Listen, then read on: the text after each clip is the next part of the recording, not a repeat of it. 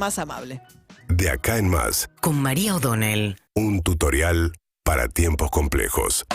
Bueno, ayer finalmente llegó la revisión hecha internamente por un economista que trabaja en el Fondo Monetario, pero que no es del área que estuvo involucrada en el préstamo que se le concedió a Mauricio Macri allá por el año 2018, y se le había encargado una revisión interna, porque es un préstamo que es el préstamo más importante que ha dado en su historia el Fondo Monetario Internacional, y es bastante evidente que fracasó, ¿no? Y que ahora está de la disyuntiva de tener que renegociar con la Argentina un acuerdo por el cual, en el plan original, Argentina tenía que devolver el año que viene y el otro los 45.000 millones de dólares, 44.000, que llegó a tomar de un crédito que era originalmente de 57.000 millones de dólares.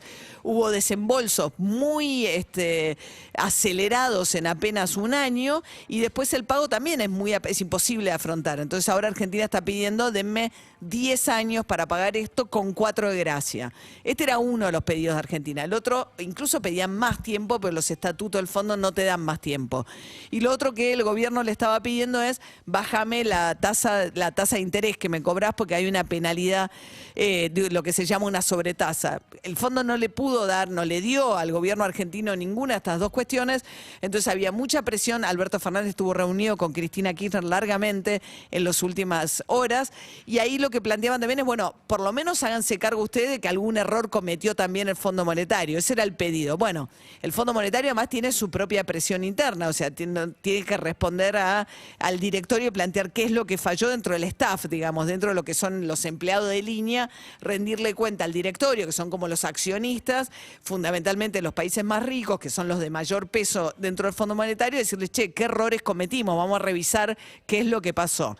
Bueno, y en el qué es lo que pasó, fundamentalmente hay argumentos que refuerzan mucho lo que viene diciendo Martín Guzmán, porque lo que dice el Fondo Monetario es que el gobierno de Mauricio Macri se negó a establecer control de capitales, y que en ausencia de control de capitales lo que pasó es que parte del dinero que entró salió en divisas, o sea, se fugó, se fue de la Argentina.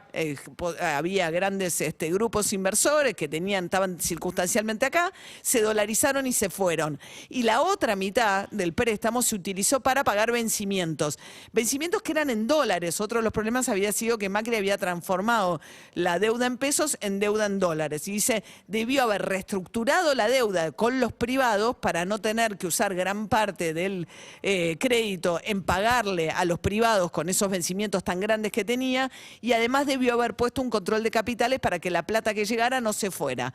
Esto dice la propia revisión del Fondo Monetario, lo cual le da bastante argumento a lo que viene diciendo el gobierno que pasó con ese crédito. ¿Cuál es la versión de Macri? Que además vuelve a insistir con esto Nicolás Dujovne en un hilo que publica hoy en su cuenta de Twitter. Dice que el gran problema era el déficit heredado del gobierno de Cristina Fernández de Kirchner. Dice, y dejamos en déficit cero, pero con un proceso inflacionario tremendo, había habido una mega devaluación. Lo que dice el fondo es, a partir de ahí, con la fuga y con la presión sobre el tipo de cambio, lo que empieza a haber es una devaluación del peso brutal, y como sabemos, cuando el dólar se encarece en Argentina, los precios se disparan. Y eso es lo que pasó, y entró además en franca recesión la economía. Es cierto que Macri entrega prácticamente déficit cero, pero en una economía en una recesión tremenda, y el último año dejaron de pagar todo, o sea, ya todo lo que tenía que ver con obra pública, quedó todo pendiente en el medio del caos que fueron esos últimos meses económicos del gobierno de Mauricio Macri.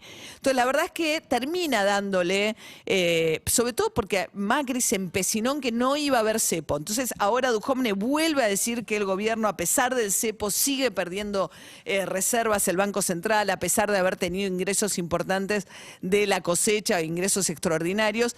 Es cierto que el Banco Central vuelve a estar, después que ayer le pagara al Fondo Monetario casi 2.000 millones de dólares de un vencimiento, está por debajo de los 40.000 millones de dólares de reservas, y mucho menos las reservas netas.